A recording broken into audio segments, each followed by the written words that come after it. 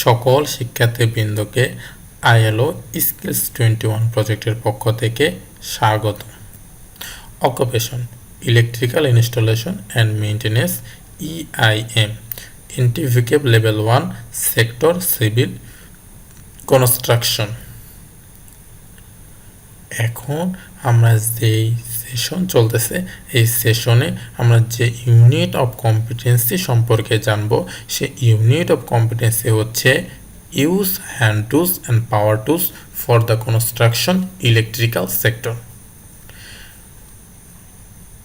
Construction electrical সেক্টরে যে সমস্ত হ্যান্ড টুলস এবং পাওয়ার টুলস ব্যবহার করা হয় সে সমস্ত হ্যান্ড টুলস এবং পাওয়ার টুলসের ব্যবহার সম্পর্কে জানব। Learning outcome. At the end of session, learner will able to identifying tools, using hand tools, using power tools, practicing OASS and cleaning up. এই সেশন শেষে একজন লার্নার অথবা একজন ট্রেইনি টুলস আইডেন্টিফাই করতে পারবেন এবং হ্যান্ড টুলস ব্যবহার সম্পর্কে জানতে পারবেন, পাওয়ার টুলস ব্যবহার সম্পর্কে জানতে পারবেন এবং প্র্যাকটিস সম্পর্কে জানতে পারবেন এবং ওয়ার্কপ্লেস ক্লিনিং সম্পর্কে জানতে পারবেন। প্রথমে আমরা যে ইউনিট অফ কম্পিটেন্সির কথা বলেছি সেই ইউনিট অফ কম্পিটেন্সির কিছু এলিমেন্টস আছে। সেই এলিমেন্টসগুলো হলো identify tools, use hand tools, use power tools, perform generic preventive maintenance, practice store tools and equipment. Tools identify করতে পারা, হ্যান্ড টুলস ব্যবহার সম্পর্কে জানা, পাওয়ার টুলস ব্যবহার সম্পর্কে জানা, যে সমস্ত টুলস ব্যবহার করেছে সেই সমস্ত টুলসের মেইনটেনেন্স সম্পর্কে জানা, প্র্যাকটিস সম্পর্কে জানা এবং যে সমস্ত টুলস এবং ইকুইপমেন্ট কিভাবে আমরা স্টোরে সংরক্ষণ করব সে সম্পর্কে আমরা এই সেশনে জানব। প্রথমে আমরা দেখব হ্যান্ড টুলস কাকে বলে। সকল শিক্ষার্থীবৃন্দদের মনোযোগ আকর্ষণ করতেছি, হ্যান্ড টুলস কাকে বলে। দৈহিক শক্তি প্রয়োগের মাধ্যমে কারিগরি ক্ষেত্রে যে সমস্ত টুলস ব্যবহার করা হয় তাকেই হ্যান্ড টুলস বলে। পাওয়ার টুলস কাকে বলে? ইলেকট্রিক শক্তিকে কাজে লাগিয়ে যে টুলস ব্যবহার করা হয় তাকে পাওয়ার টুলস বলে। এখন আমরা হ্যান্ড টুলসের মধ্যে কিছু হ্যান্ড টুলসের ব্যবহার সম্পর্কে জানব। প্রথমে যে চিত্রটা দেওয়া আছে এই চিত্র মেজারিং টেপের। মেজারিং টেপ আমরা কি কাজে ব্যবহার করতেছি? আমাদের কনস্ট্রাকশন সেক্টরে মেজারিং টেপ যে সমস্ত কাজে ব্যবহার করা হয় সেগুলো হচ্ছে কোনো বস্তুর দৈর্ঘ্য, প্রস্থ, উচ্চতা সঠিকভাবে নিরূপণ করার জন্য মেজারিং টেপ ব্যবহার করা হয়ে থাকে। প্লায়ার্স সাধারণত নাট বোল্ট লাগানো ও খোলার জন্য, এমনকি কোনো আলপিন উত্তোলনের জন্য এবং বৈদ্যুতিক তার কর্তনের জন্য প্লায়ার্স ব্যবহার করা হয়। Flat nose pliers, cutting pliers, combination pliers প্রভৃতি প্লায়ার্স বিভিন্ন কাজে ব্যবহার করা হয়।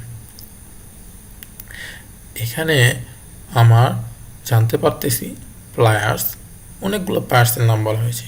Flat nose pliers, cutting pliers, combination pliers.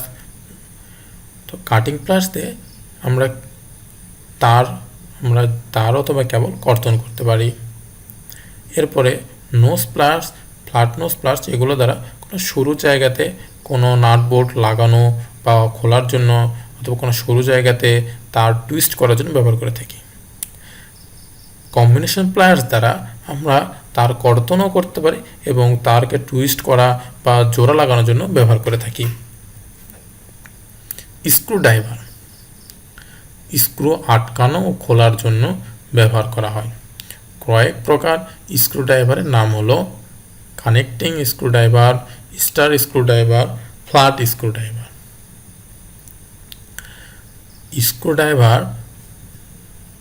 Star screwdriver star আকৃতির স্ক্রু লাগানো এবং খোলার জন্য ব্যবহার করা হয়। ফ্ল্যাট আকৃতির যে সমস্ত স্ক্রু আছে সেগুলো লাগানো এবং খোলার জন্য ব্যবহার করা হয়। কানেক্টিং স্ক্রুড্রাইভার দ্বারা আমার সুইচ বোর্ড, এরপরে হোল্ডার, সিলিং রোজ এ সমস্ত জায়গায় যেগুলো ছোট ছোট স্ক্রু আছে সেই স্ক্রুগুলোকে লাগানো অথবা খোলার জন্য কানেক্টিং স্ক্রুড্রাইভার ব্যবহার করা হয়। হ্যামার এর প্রচলিত অর্থ হাতুড়ি। হ্যামার সকলে প্রয়োজনীয় এবং পরিচিত হ্যান্ড টুলস। বিভিন্ন কাজে ভিন্ন ভিন্ন হ্যামার ব্যবহার করা হয়, যেমন বল পিন হ্যামার। এই বল পিন হ্যামার দ্বারা আমরা কোনো আলবিন, স্ক্রু অথবা কোনো পেরেক লাগানোর জন্য ব্যবহার করে থাকি। ক্রস পিন হ্যামার, এই যে বল পিন হ্যামার দ্বারা আমরা যেই স্ক্রু, পেরেক লাগাইছি সেগুলো উত্তোলনের জন্য আমরা ক্লো পিন হ্যামার ব্যবহার করে থাকি। ক্রস পিন হ্যামার দ্বারা আমরা যে গ্রুপ কাটি, কনসিল্ড কন্ডুইট ওয়ারিংয়ের জন্য কন্ডুইট বসানোর জন্য আমরা যে গ্রুপকে কাটি, সেই গ্রুপ থেকে আমার যে অবাঞ্ছিত কংক্রিট আছে এটা ওঠানোর জন্য ক্রস পিন হ্যামার সাহায্য নিয়ে আমরা উঠে থাকি। ফাইল, ইহার দ্বারা মেটালের পৃষ্ঠভাগ মসৃণ করা হয়। Flat file, round file, half round file ইত্যাদি নামে ফাইল ব্যবহার করা হয়। মেটালের মসৃণ ভাগ অথবা আমরা যে সমস্ত PVC pipe, PVC channel, PVC board ব্যবহার করি সেগুলো মসৃণ করার জন্য, সেগুলো পৃষ্ঠভাগ মসৃণ করার জন্য ফাইল ব্যবহার করে থাকি। কোল্ড চিজেল, কোল্ড চিজেল দ্বারা সাধারণত মেটাল ও পাথরের সারফেসের উপরিভাগ চিপিং করা হয়। আমরা কনসিল্ড কন্ডুইট ওয়ারিং করার জন্য যে গ্রুপ কর্তন করি সে গ্রুপের ভিতরে যে অবাঞ্ছিত কংক্রিট আছে সে কংক্রিটকে ওঠানোর জন্য কোল্ড চিজেল ব্যবহার করে থাকি। ট্রাই স্কোয়ার, 90 ডিগ্রি কোণে অ্যাঙ্গেল করে কাজ করার জন্য এবং পরীক্ষা করার জন্য ব্যবহার করা হয়। আমাদের যে পিভিসি চ্যানেল আছে সেই চ্যানেলের 90 ডিগ্রি কোণ সোজা হয়েছে কিনা, 90 ডিগ্রি কোণ সঠিক আছে কিনা তা পরীক্ষা করার জন্য আমরা ট্রাই স্কোয়ার ব্যবহার করে থাকি। ওয়্যার স্টিপার, তারের উপরে ইনসুলেশন অপসারণের ব্যবহার করা হয়। ওয়্যার স্টিপার দ্বারা আমরা যে তার আছে তারের উপরে যে ইনসুলেশন আছে সেটা অপসারণ করার জন্য ব্যবহার করে থাকি।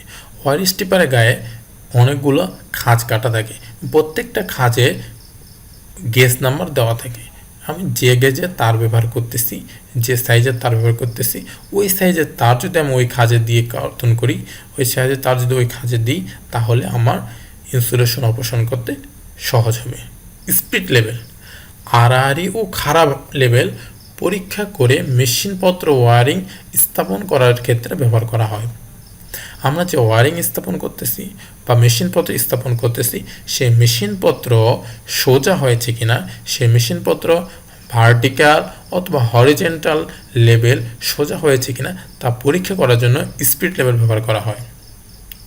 নিয়ন টেস্টার, ইলেকট্রিক জগতের সবচেয়ে গুরুত্বপূর্ণ হ্যান্ড টুলসের মধ্যে একটি হলো নিয়ন টেস্টার। কোনো ইলেকট্রিশিয়ান কাজ করতে যদি কোনো কাজে যায় সে তার ফেস তার পরীক্ষা করার জন্য নিয়ন টেস্টার ব্যবহার করা হয়। তাহলে নিয়ন টেস্টার ইলেকট্রিক লাইনের ফেস তার টেস্টের মাধ্যমে শনাক্ত করার জন্য নিয়ন টেস্টার ব্যবহার করা হয়।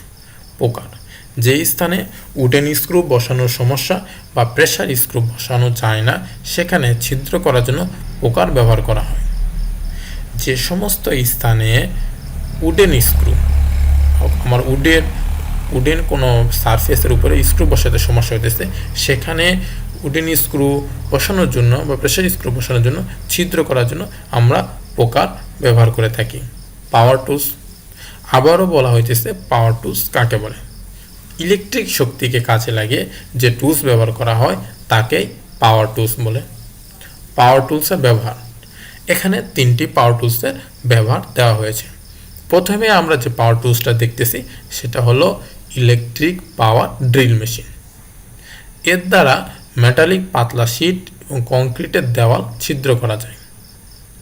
আমার পাতলা যে সমস্ত মেটাল শীট এবং কংক্রিটের দেওয়াল আছে সেই সমস্ত কংক্রিটের দেওয়ালকে ছিদ্র করার জন্য ব্যবহার করে থাকি। ইলেকট্রিক গ্রাইন্ডিং মেশিন, এর দ্বারা কংক্রিটের দেওয়াল কাটা হয়। আমার কনসিলড কন্ডুইট ওয়ারিং করার ক্ষেত্রে, আমার কন্ডুইট দেওয়ালের ভিতরে বসানোর ক্ষেত্রে আমরা যে গ্রুপকে কর্তন করে থাকি, সে গ্রুপ কর্তনের জন্য ইলেকট্রিক গ্রাইন্ডিং মেশিন ব্যবহার করা হয়। সোল্ডারিং আয়রন, ইলেকট্রিক তারের জয়েন্ট ঝালাই করার জন্য সোল্ডারিং আয়রন ব্যবহার করা হয়। আমরা যে সোল্ডারিং আয়রন ব্যবহার করতেছি, এটা আমরা যে কাজের ক্ষেত্রে যে সমস্ত জয়েন্ট দিয়ে থাকি, সে জয়েন্টের মেকানিক্যাল শক্তি বৃদ্ধি করার জন্য, সে জয়েন্টের উপরে ঝালাই দেওয়ার জন্য সোল্ডারিং আয়রন ব্যবহার করে থাকি।